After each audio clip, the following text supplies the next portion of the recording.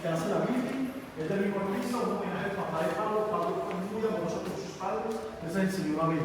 Recordemos pues el edificio Mónaco, aquí vivió arriba, don Pablo vivió aquí arriba. Ese es el del atentado de 1988. Esta sí era la propiedad oficial de él, donde vivió él, o sea, normal, todo el mundo sabía que vivía ahí.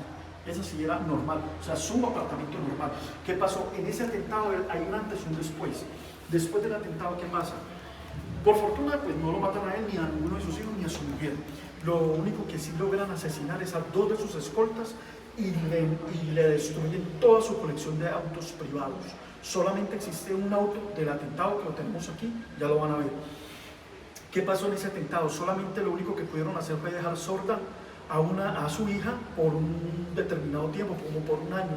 La niña quedó sorda por un año, pero ya no es una niña, ya es una señora más o menos de mi edad, y ella en ese entonces quedó pues mal de un oído, pero dicen que por fortuna pues se recuperó, escucha normal.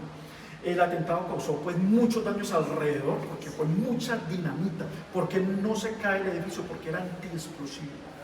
El edificio era contra explosivos, porque ya se podía imaginar ese atentado. Hoy en día el edificio lo destruyeron, lo desplomaron hace 5 años, lo desplomaron. Hoy en día lo que hay es un pequeño parque que llaman el Parque de la Inflexión a las víctimas.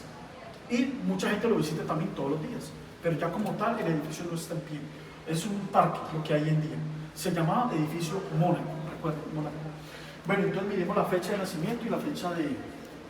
Esta es la bonita frase que está en la tumba de él, acá en el cementerio. En un cementerio que está como a 3 kilómetros de aquí. Él está enterrado al lado pues, de sus 2 padres, de su primo con el que empezó todo el negocio, Gustavo Gaviria, y con la señora Griselda, que fue la última en entrar como hace círculo. Griselda Blanco, que la mataron hace 3 años. ¿Han escuchado hablar de Griselda, verdad? Ella apenas la mataron hace 3 años, ya tenía más de 70 años de edad. Ese pasado no perdona. La mataron en un supermercado. Tenía más de 70 años. Bueno, ¿ustedes cómo recuerdan que fue la muerte de Pablo? ¿Qué les han contado? ¿Qué han visto en televisión y en los documentales? ¿Qué recuerdan? Murió, lo estaba correteando, ¿no? Como el correteando y que muere como en un techo, ¿cierto?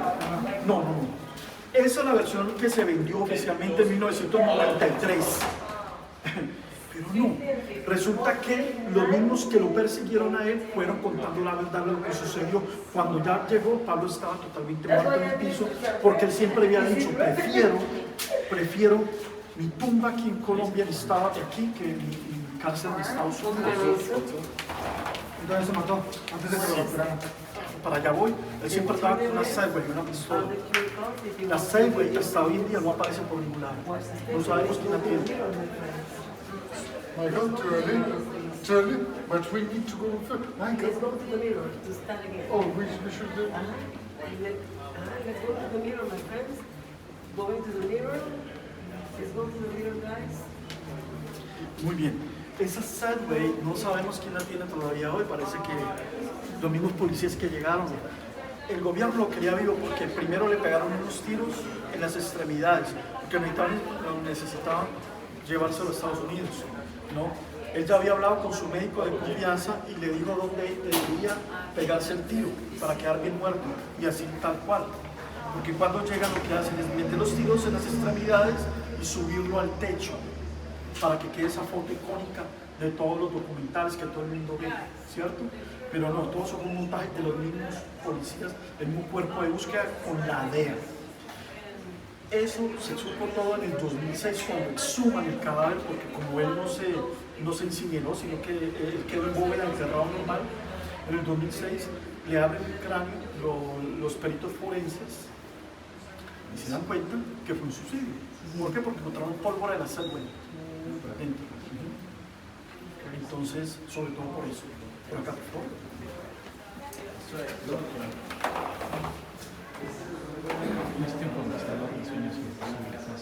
Sí, él se radicalizó porque... Oye, bien. ¿Qué tal, los coches? Bueno, este es un simulador de vuelo para que eran los pilotos de confianza de él entonces. Es un simulador de vuelo pues obsoleto, muy viejo de la época, ya no sirve para nada, solo es una reliquia. Lo mismo esa estación de gas o de combustible. ¿Para quién era? Para los campesinos que vivían cerca de su finca. ¿Y la gasolina cómo era? Gratis. Para sus trabajadores y los vecinos de su finca. Sobre todo los campesinos humildes, que no tuvieran que pagar un peso. Y ese es el simulador de vuelo. Si quieren pueden tomar el recorrido total detrás.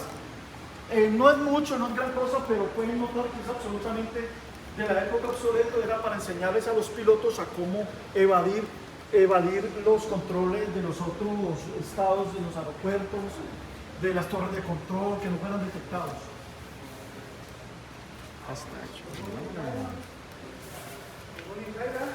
Wow.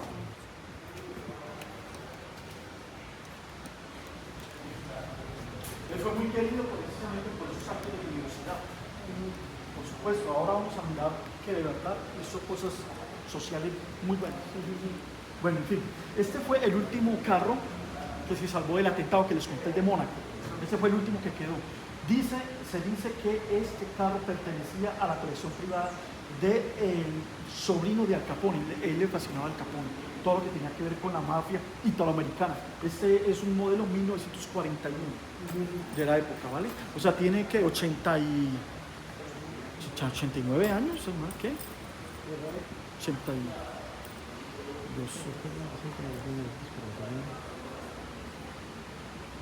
84. 84. Muy bien.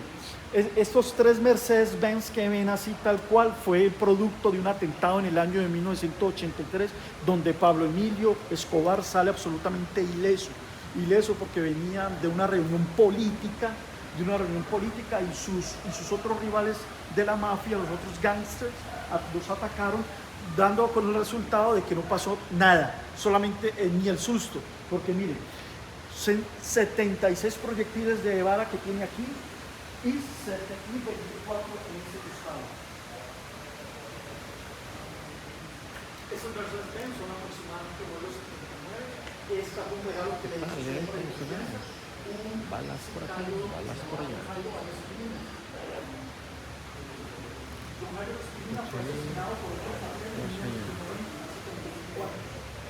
Los dos carros que eran los dos primeros carros de Pablo para las competencias, porque le encantaba el automovilismo. Esas marcas que ven son de las empresas fachadas para haber lavado el dinero, que fue en su época de contrabandista, de Pandoro, y Osito, que es el hermano que era un ciclista funcional y tenía una base de bicicletas. Osito, que es el hermano, el señor Roberto, el papá del dueño de acá. Entonces, el primero aprende a manejar en esos carros. El segundo, gana la competencia con ese carro en 1978. Obviamente, gana la competencia, ¿no? La gana, la compró. Y la compró porque o la compraba o bueno, ya había, o hablemos bien. Bueno, podemos entrar al kiosco, por favor, que ahí es donde vamos a hablar de la otra parte social de Pablo, es muy interesante. Estamos entre nosotros. 360. 321.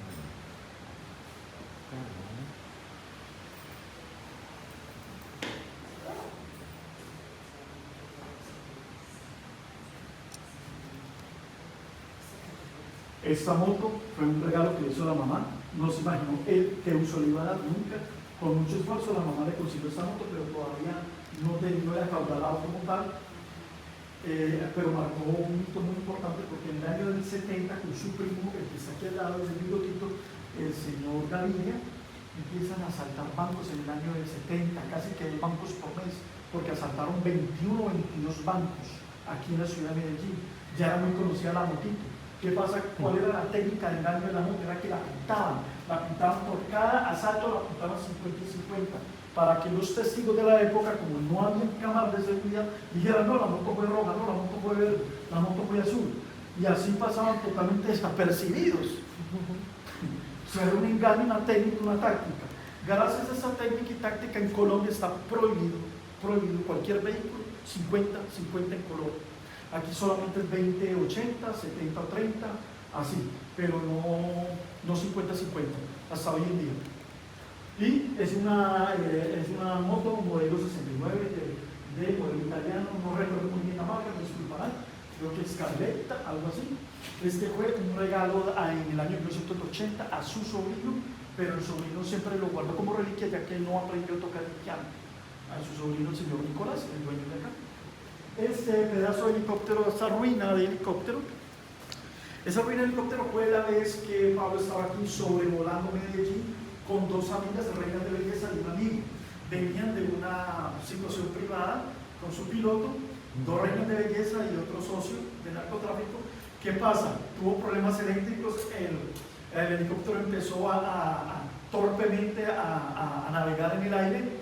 Luego unos policías creen que se trataba de un atentado. Los policías, ¿qué hacen? Empiezan a dispararle. Como Pablo siempre guardaba mucho dinero en efectivo, sobre todo dólares, empieza a dejarles caer billetes de mucha alta denominación a los policías, como propina, que lo dejaran tranquilo. Y evidentemente les sirvió. Se dicen los testigos que estaban con ellos que fue aproximadamente $2 millones que regaló ese día, que fue la primera vez que en Medellín llovió billete. Nunca más ha vuelto a llover tanto dinero. $2 millones al escuadrón de policía que lo perseguía. Y evidentemente le sirvió. Luego aterrizó con mucha dificultad, pudo aterrizar en el Club Campestre de Medellín sobre unos pinos, pero salieron ilesos y riéndose en la lengua. Y las muchachas también. Pues una de ellas lo contó, una de las reinas de belleza, que bueno, saben cómo es este mundo, ¿no? Bueno, esas llantas, ¿ustedes qué creen que pudo pasar con estas llantas? A ver, ¿qué se imaginan? Les metían coca para atrás. Muy bien, sí señor. Recuerden Griselda Blanco, ¿cierto? Doña Griselda tiene una técnica de exportación de coca, pero era a través de la de mujeres. Ellas en sus parques, en su ropa interior, ella les empacaba mucha cocaína y la sacaba por aeropuertos normales, les pagaba tiquetes y hoteles. ¿Qué pasa? Pablo se da cuenta que sale más rentable por llantas usadas que iban a botar a la basura. Ni siquiera tenía que comprar las llantas. De ahí fue el gran éxito de él, porque la exportación que hizo, la infraestructura logística, ya la tenía absolutamente clara, era grandeza. No tenía que pagar ni salario, ni hoteles, ni aeropuerto, ni pasaje de aeropuerto. Solamente enviaba llantas y llantas que estaban botando para reciclaje, para reutilizar, entre comillas, el caucho, pero eran cargadas. ¿Cuánto mínimo se podía cargar? Desde 6 kilos hasta 200 kilos, dependiendo del tamaño de la llanta, iban ahí en tráfico. Entonces, eso fue lo que más billete le dio, al punto de que eso le alcanzó para comprarse pues la famosa hacienda Nápoles. ¿De qué año a qué año? Eso lo hizo entre el 73 al 77. Él ya en el 78 era muy rico, tanto que en el 79 la revista Forbes dice que está entre los 3 hombres más ricos del mundo, ¿no? O los 5 hombres más ricos del mundo, antes de los 80. Es que todo fue muy vertiginoso, todo fue meteórico. Todas esas fotos del fondo pues fueron el proceso de cómo se fue construyendo la hacienda Nápoles, a excepto de esa foto que fue la foto de un piloto que traicionó su confianza, le mandó a la área de Nicaragua con su primo Gustavo Gaviria, de cómo estos dos craneaban el tráfico de cocaína en Nicaragua. Y ese piloto lo mandaron a matar el año siguiente por traicionero, traicionó la confianza. Esa foto la mandaron a la DEA. La DEA la tenía en sus archivos. Ustedes recuerdan el cantante Héctor Lavoe, ¿verdad? Héctor Lavoe, ¿quién no lo conoce? Contrató a Héctor Lavoe para que fuera, es un decir, o sea, le dijo, ven o ven, a su hacienda Nápoles para que le cantara 18 canciones en este karaoke. Un karaoke que salió versión limitada en 1980. El episodio de Héctor Lavoe fue en el 81. Y aquí Héctor Lavoe cantó 18 temas a viva voz al frente del patrón.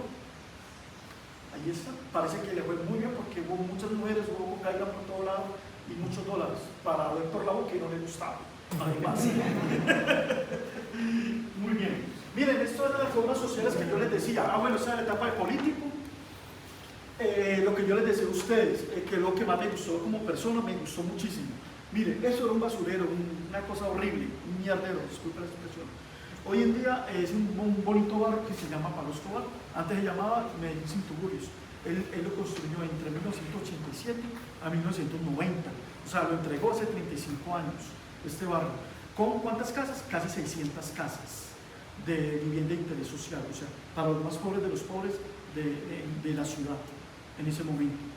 ¿Dónde se ubica el barrio? Al norte de Medellín. Nosotros estamos en el sur. Está más o menos al otro lado de Medellín, pero todavía existe, por fortuna. Y ahí vive todavía gente pobre. No muy pobre, pero gente pues popular, digámoslo así, de extracción popular. Bueno, entonces miren cómo eran esas chabolas, eran esos tugurios, aquí le decimos tugurios. Hoy en día es un barrio decente, por ejemplo. Bueno, el fútbol fue su segunda pasión de los deportes. Le gustaba, pues, ustedes lo pueden mirar, abriendo canchas que él mandaba construir para los barrios pobres, para que también dieran deporte. Y en su época también de candidato. Esos son sus votantes en la ciudad de Envigado. Ese es el señor Nicolás en su juventud, en Suiza, porque él lo quería como un hijo, prácticamente, y le enseñó a manejar desde muy joven finanzas. Con ese cheque el señor Nicolás en Suiza le manejaba unas cuentas bancarias a su tío y, por supuesto, tenía la mayor de las confianzas. Él vivía ya absolutamente como un rey, como un príncipe, hasta llegar aquí a Medellín en 1991 y sus enemigos de los gángsters, o sea, la otra mafia, lo secuestra, lo tortura, lo tuvo por 3 días secuestrado, hasta que Escobar llama al mismo presidente de la República y le dice: o me lo suelta o me empiezo a matar a otro ministro. Lo soltaron a los 20 minutos acá en el Parque del Poblado. Por eso don Nicolás tiene esas reflexiones que pone él. Esas reflexiones que están escritas son por don Nicolás, son de la autoridad de él, porque él le tocó vivir en sangre propia lo que era ese mundo. Casi lo matan prácticamente. Entonces este fue un regalo de él al sobrino, ¿no? Un elefante nada menos. Y este era don Nicolás de muy joven, allá en Egipto, con su tío, el señor Gaviria, el primo de Pablo, ¿no? El señor Gaviria, que le estaban enseñando a transportar oro a Egipto, pero él se salió de todo ese mundo. Él ya no quiso volver a saber nada de ese mundo. Y esta es la réplica original de la vivienda de la señora Nápoles. Esa es la réplica, pero esa es la original. Esa es la que sale en la serie donde transportaba la droga y sobre todo el dinero, los dólares.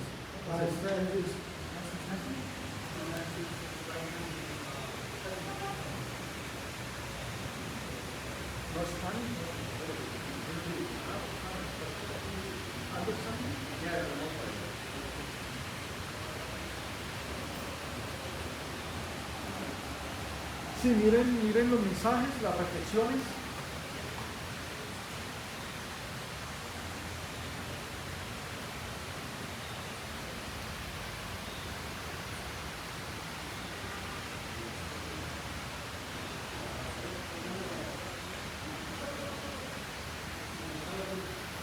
Entonces, él quería mucho porque lo utilizó mucho para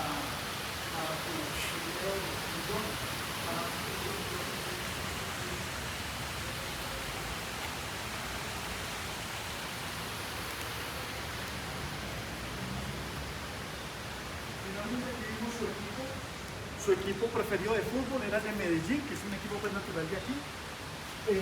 Aquí pues está don Nicolás con un dummy de su tío. Y Reniguita, ¿quién fue Reniguita? Un portero muy famoso de la Selección Colombia, muy amigo de Pablo. Reniguita fueron muy amigos y además de deportistas. De hecho, Reniguita lo visitaba mucho. Y también lo visitó en una cárcel entre comillas, ya la vamos a ver. Sí. Bueno, ¿por qué está Maradona ahí? Porque también Maradona lo contrató en 1991, contrató a Maradona para que fuera a jugar un partido de fútbol con él en la cárcel. Adivine quién ganó en esos dos equipos. Pablo. Sí, claro. Sí, ahí está la versión de Maradona dando una entrevista al Clarín de Argentina. Y la entrevista, mire lo que decía Maradona, que bueno, que él fue un señor muy simpático, que un político, pero que no sabe quién era. Según Maradona, que se cuenta que le pagó a Maradona $5 millones por el favor que le hizo y unos derechos de